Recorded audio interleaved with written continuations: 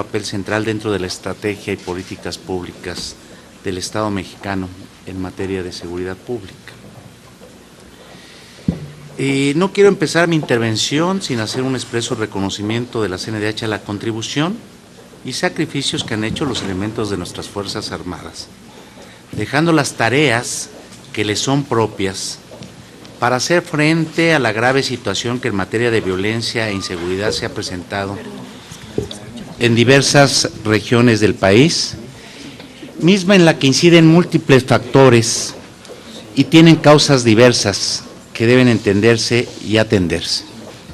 Esta participación extraordinaria de las Fuerzas Armadas ha constituido durante los últimos 12 años el eje de la estrategia en materia de seguridad pública y combate al llamado crimen organizado, la cual, si bien se explica y justifica por la necesidad de emprender acciones reactivas ante situaciones críticas, también ha demostrado lo limitado de sus alcances y efectos. A 12 años de que las Fuerzas Armadas se empezaron a utilizar con mayor énfasis en el apoyo a las tareas de seguridad pública, los problemas de inseguridad y violencia en el país están lejos de resolverse y se han acumulado miles de casos de homicidios y personas desaparecidas, que la presencia de las Fuerzas Armadas no han podido por sí mismas prevenir o remediar, además de suscitarse múltiples casos de violaciones a derechos humanos que han sido responsabilidad directa de servidores públicos que se han alejado del debido cumplimiento de su deber, o bien que han sido propiciadas por la falta de una verdadera institucionalidad civil y el estado de anomia imperante, producto de la violencia y debilidad del Estado de Derecho, entre otras causas. Tal y como lo hemos expresado en otros espacios, desde la CNDH coincidimos en que México necesita mayor y mejor seguridad, pero no a cualquier costo y no de cualquier tipo. Requerimos la seguridad propia de un Estado democrático de derecho, donde las instituciones civiles no están subordinadas ni acotadas a mandos o estructuras militares, donde los derechos y el respeto a la dignidad de las personas no estén condicionadas a actuaciones autoritarias o discrecionales, donde el respeto y aplicación de la ley, así como la debida investigación y persecución de los delitos, sean cuestiones prioritarias. En días pasados, con motivo de la entrega del Premio Nacional de Derechos Humanos, el presidente de la República hizo expreso su compromiso de respetar el contenido y los principios de la Constitución y las leyes, como producto histórico de las luchas y aspiraciones de nuestro pueblo. En este sentido, reiteramos el llamado que hemos hecho a que nuestro país, por graves y apremiantes que sean las circunstancias, no se permita renunciar a la institucionalidad civil y democrática. La primacía de las instancias civiles sobre las militares no podemos verla como un mero postulado teórico. Es una condición ineludible y necesaria para preservar un Estado liberal y garantizar que el libre desarrollo de la convivencia social y de nuestro sistema democrático no se vea condicionado por intereses políticos o de cualquier otra índole de las estructuras militares, o sea viciado por la amenaza del recurso de la fuerza. La soberanía en México reside en el pueblo, en sus leyes, en sus instituciones democráticas. No podemos empezar a depositar la garantía directa de los derechos dentro de nuestro sistema constitucional, en órganos o estructuras militares.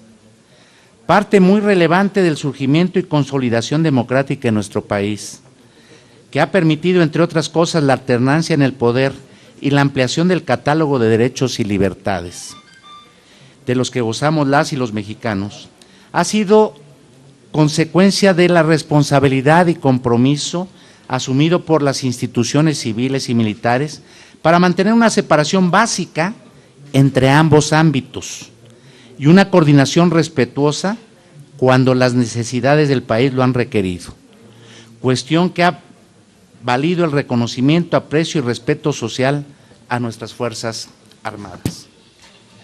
El tema que hoy nos convoca es de especial relevancia y trasciende el tema estrictamente vinculado a la seguridad de las personas, en tanto implica abrir la puerta a que dejemos de lado el esquema de separación y coordinación que hasta esta fecha ha determinado las relaciones entre civiles y militares, para propiciar que estos últimos asuman un papel determinante en la cotidianidad de las personas, aún en aquellos lugares donde la ilegalidad, violencia e inseguridad no ha superado a las autoridades civiles, al convertirlos en garantes directos de la convivencia social en México, de aplicación y cumplimiento de la ley, así como de los derechos de las y los mexicanos.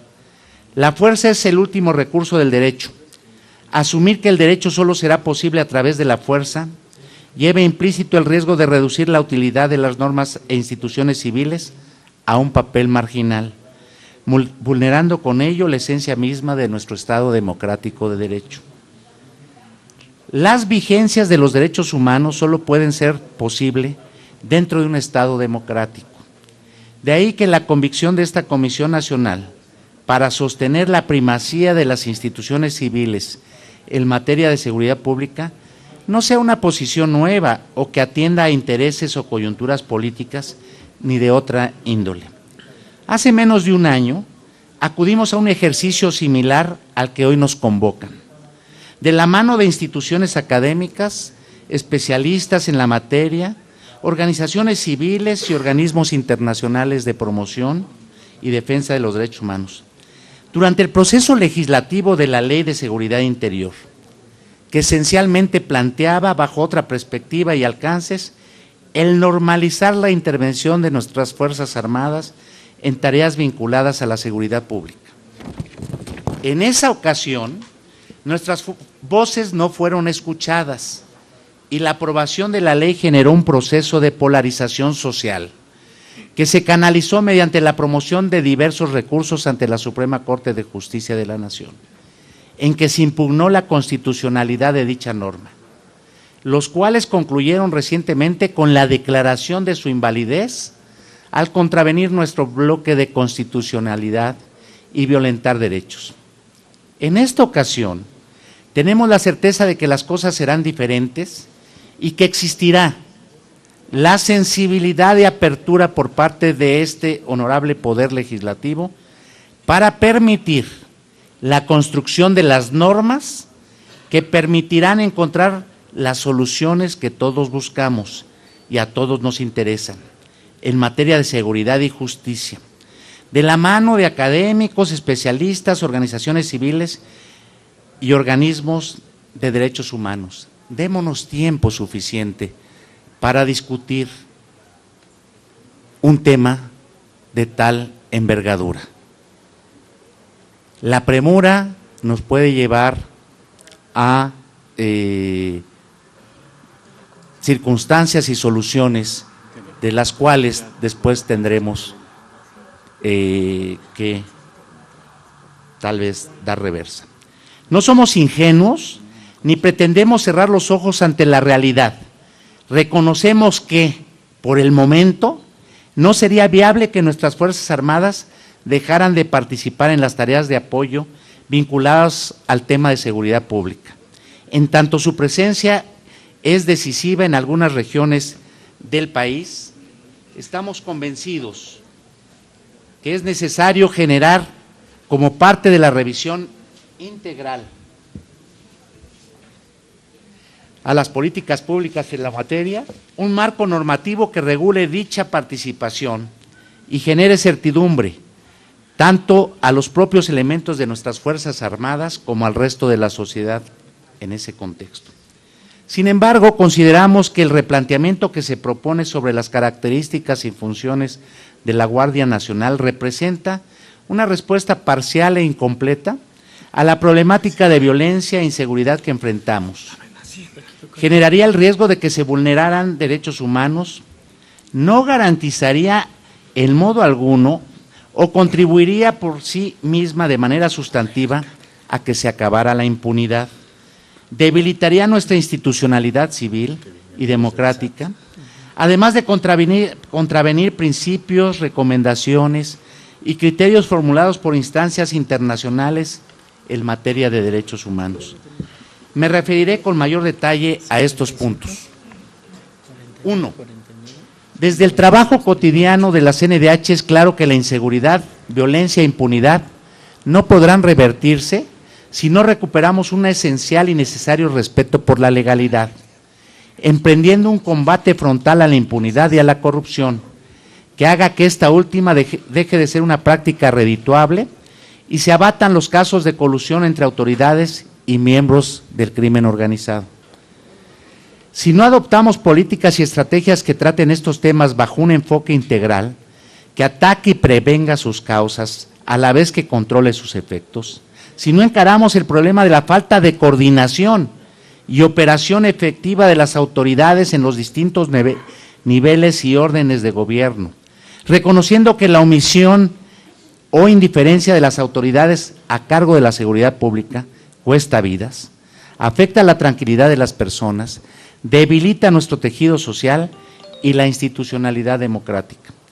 Las políticas públicas y las leyes que no se formulen bajo un enfoque integral, sustentado en el respeto a los derechos humanos, producirán resultados parciales, pudiendo tener una incidencia en el abatimiento de la violencia directa, pero sin trascender a la solución de las causas estructurales de las mismas.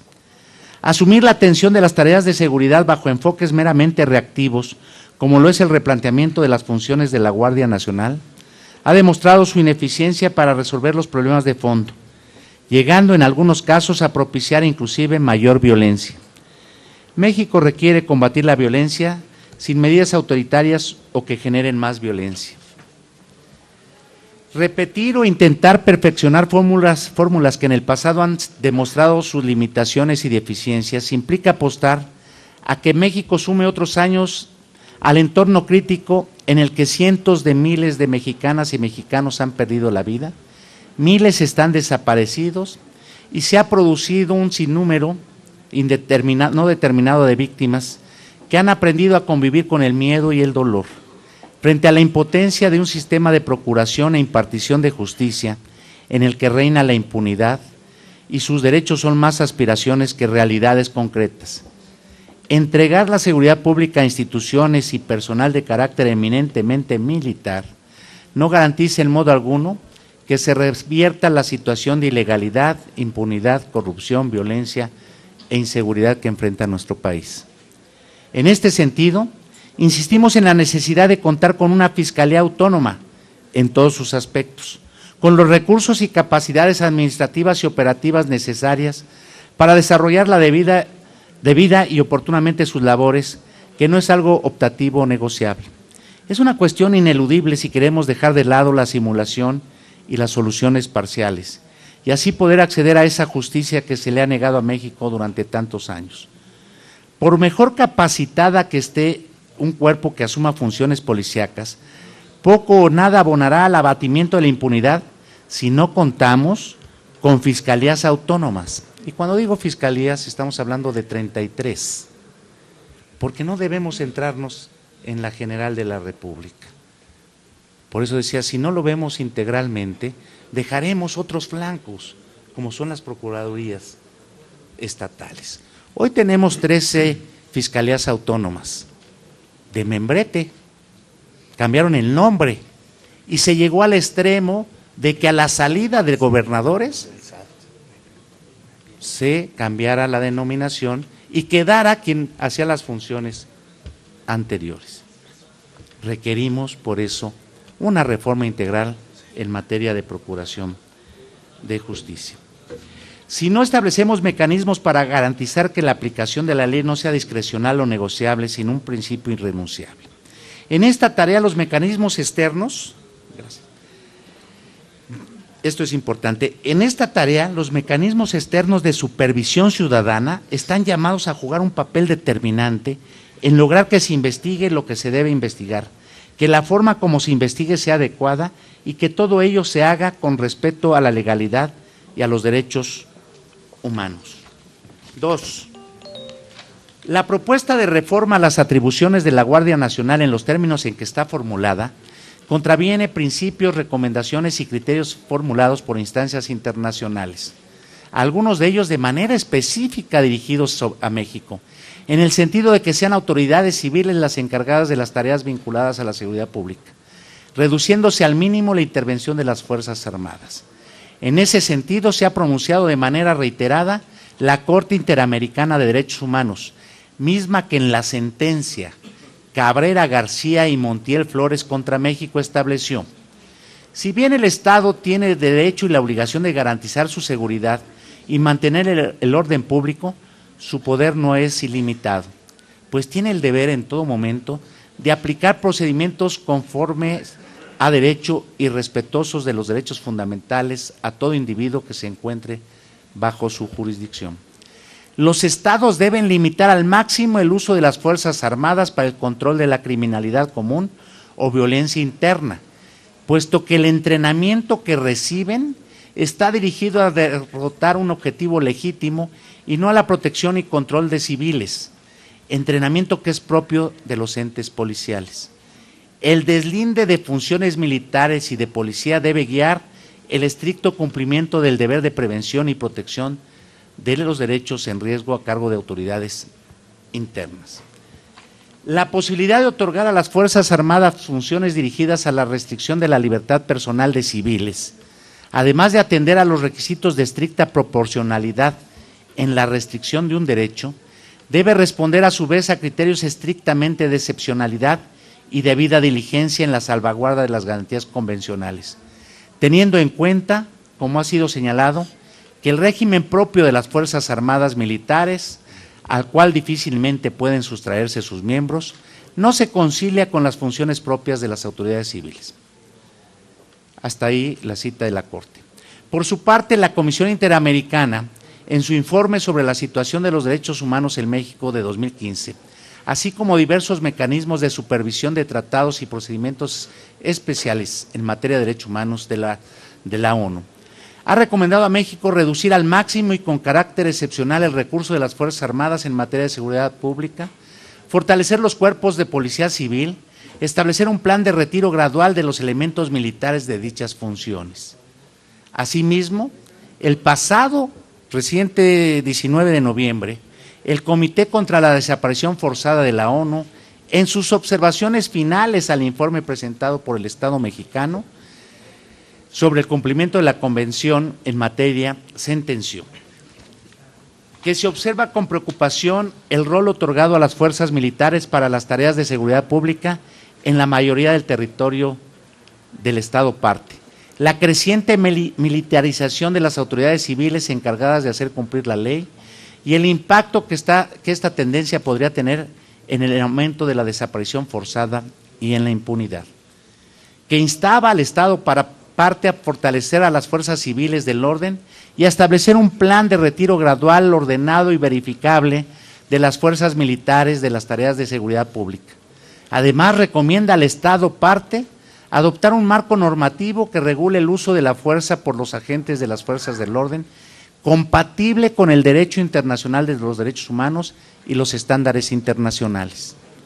Como consecuencia de la reforma constitucional del 2011, no sería factible para el Estado mexicano desconocer o dejar de lado los criterios y resoluciones de la Corte y Comisión Interamericana, así como los pronunciamientos de organismos internacionales. El que formalmente se pretenda desvincular a la Guardia Nacional del régimen jurídico aplicable al resto de las Fuerzas Armadas no cambia en los hechos la realidad de que materialmente el órgano propuesto estará integrado mayoritariamente por personal proveniente del Ejército y la Marina, que el mismo actuará conforme esquemas propios del orden y disciplina militar, bajo un modelo de división territorial y facultades amplias que es ajeno al que rige a las autoridades e instituciones civiles, quedando la coordinación y mando operativo de esta Guardia Nacional a cargo de personal de carácter militar, con lo cual implícitamente se estaría subordinando a las autoridades civiles a los mandatos y órdenes de autoridades de carácter militar, con independencia de la denominación formal que se pretenda dar a las mismas. 3. Aun cuando es claro que, pese a la participación de nuestras Fuerzas Armadas en acciones vinculadas a la seguridad pública, las problemáticas existentes en materia de violencia e inseguridad no han podido remediarse, resalta el que se esté considerando el formalizar la entrega de la seguridad pública a las instituciones militares, la mejor salida que como nación podemos dar ante tales problemas. La iniciativa de reforma constitucional no incorpora, o no percibimos, elementos objetivos ni aporta evidencia que sustente el sentido de la misma, además de que no se advierte, más allá de la enunciación formal, que la medida se encuadre dentro de una verdadera política pública o plan que marque una hoja de ruta para la atención de esta materia. Entre varios puntos que la iniciativa de reforma no responde, destaca el que no queda claro cómo vamos a desarrollar a las policías civiles. ¿Cuál será el destino y papel de las policías que actualmente se encuentran operando? Aspectos por sí mismo que hace necesario que la propuesta se revise o reformule en esta parte. La CNDH, y esto hay que decirlo muy fuerte, no se opone a que haya seguridad y se persiga el delito. Pero esa seguridad y persecución debe ser con apego a la ley, respeto a los derechos humanos y bajo condiciones que hagan viable y permitan que la impunidad no subsista. Confiar o poner nuestras esperanzas en que un cuerpo militar con funciones policiales será la solución, no pensamos que sea correcto. La Guardia Nacional, como se plantea, no garantiza justicia, en todo caso, una disuasión o contención que tiene efectos limitados y de corto plazo. Además de que confiar en el uso de la fuerza como recurso principal genera un gran riesgo de que se presenten o propicien violaciones a derechos humanos. Termino. Respecto a este punto, sería deseable que dentro del proceso legislativo que se lleva a cabo, se estableciera un grupo o panel de análisis especializado y plural que revisara la evidencia objetiva y concreta que sustentara la viabilidad y pertinencia de la reforma que se plantea, cuyas consideraciones aportaran elementos para construir un esquema de seguridad pública en el que aceptando y reconociendo la necesidad, esto es importante, en el que aceptando y reconociendo la necesidad temporal de la participación de las Fuerzas Armadas en el ámbito de seguridad pública, prevea una ruta para corregir las deficiencias, así como para el desarrollo y fortalecimiento de las policías e instituciones civiles, tanto federales como locales y municipales, a efecto de que sean ellas quienes asuman la seguridad pública, contemplando un plan para el retorno gradual y verificable de las Fuerzas Armadas a las tareas que les son propias. La seguridad es una necesidad, no un campo para intereses políticos o de otra índole. La brevedad del tiempo que se me ha concedido me impediría abordar otros temas en esa integralidad, pero la CNDH siempre estará atenta a aportar sus puntos de vista desde una perspectiva de derechos humanos y concluyendo que queremos una mayor y mejor seguridad pública. Creo que la podemos construir si nos damos el tiempo y el espacio para construirla con la sociedad civil, con la academia, con las y los legisladores. Muchas gracias por su atención.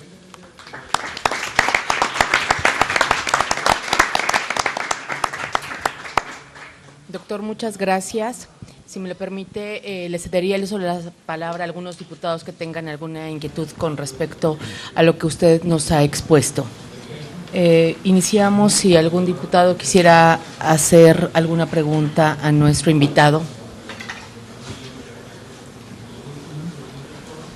El diputado Iván Pérez Negrón. Muchas gracias, presidenta. Buen día, diputadas, diputados. Bienvenido, señor presidente. Y de manera muy concreta, conocer cuál es el diagnóstico que tiene al día de hoy la Comisión Nacional de Derechos Humanos, sobre todo en el marco de este proceso que se dio de unificación de los mandos policiales, fundamentalmente la preocupación en el seno de los gobiernos subnacionales, en el caso de un servidor Michoacán, donde hemos tenido convulsiones, no solamente consecuencia de lo que hace unos años se vivió por la presencia de las células del crimen organizado, sino ahora a partir de esta falta de precisión en los alcances respecto de si era una unificación de mandos o era un mando único, y que obviamente en esa incertidumbre y confusión, quienes realmente quedaban en estado de indefensión eran los ciudadanos, y en el Estado, por supuesto, al igual que en otras entidades federativas, uno de los principales reclamos de los ciudadanos ha sido lo que usted bien señalaba, la falta de atención y de seguimiento por parte de las estructuras burocráticas, que además han sido ineficientes en la procuración de justicia, pero también un reclamo sensible respecto a las propias garantías que han estado dando, en este caso, las instancias locales en materia de defensa de derechos humanos, cuando se da el acercamiento a partir de lo que en los foros para la pacificación se dio y que era evidente la inquietud e intranquilidad de las propias familias que habían sufrido la pérdida de un ser querido. Por su atención, muchas gracias. Déjeme contestarle, muy interesante su pregunta. Y le diría que en 12 años ha habido irresponsabilidad de los gobiernos estatales. Lo digo de esa manera porque se situaron en el confort para no cumplir con la profesionalización y depuración de los policías. Y eso hizo que, y por eso el reconocimiento a nuestras Fuerzas Armadas, la necesidad de que fueran llamadas las Fuerzas Armadas. Ellos mismos han reconocido que no están preparados para esta tarea, pero las necesidades nos imponen que las ocupemos hoy en día. Ellos mismos habían venido planteando su retiro gradual de ello.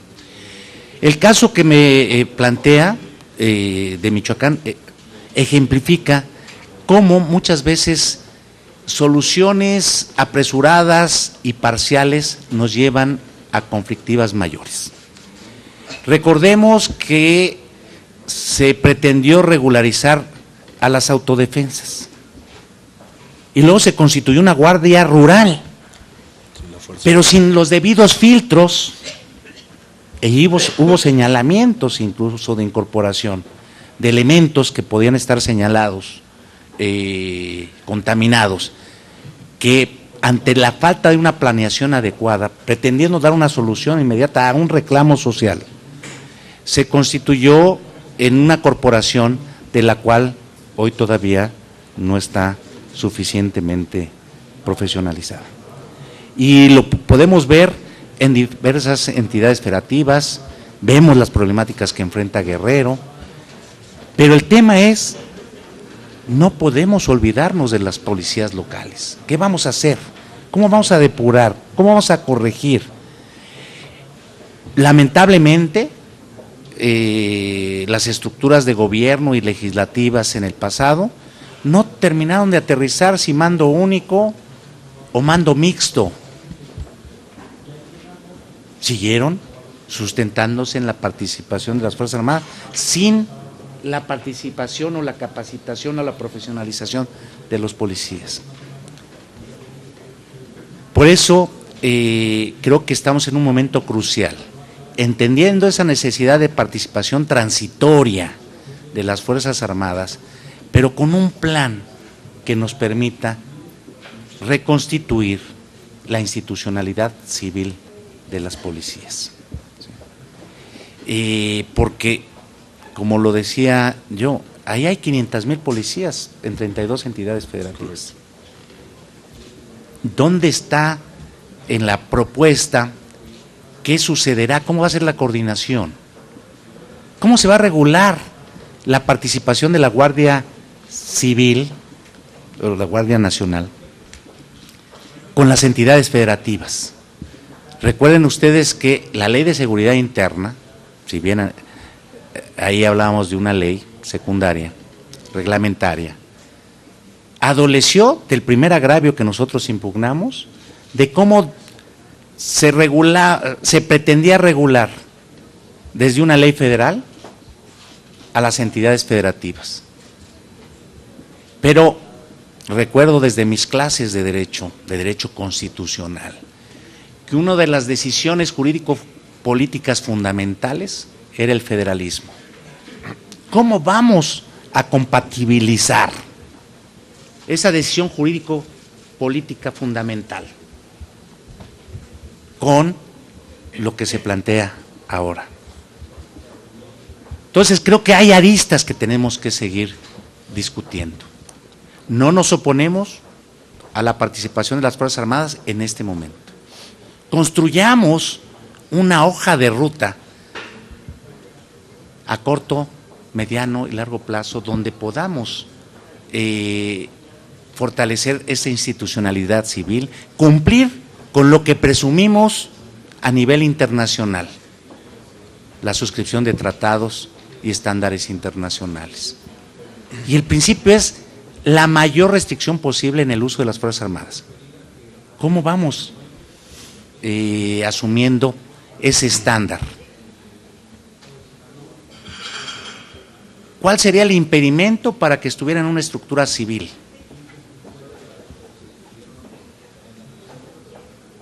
Entonces creo que el diagnóstico es que no se logró una política de seguridad pública hasta hoy. Gracias, presidente. Gracias, doctor. El diputado Esteban Barajas. Pues una felicitación a nuestro ponente por su gran planteamiento. Aquí lo que yo veo es que en realidad los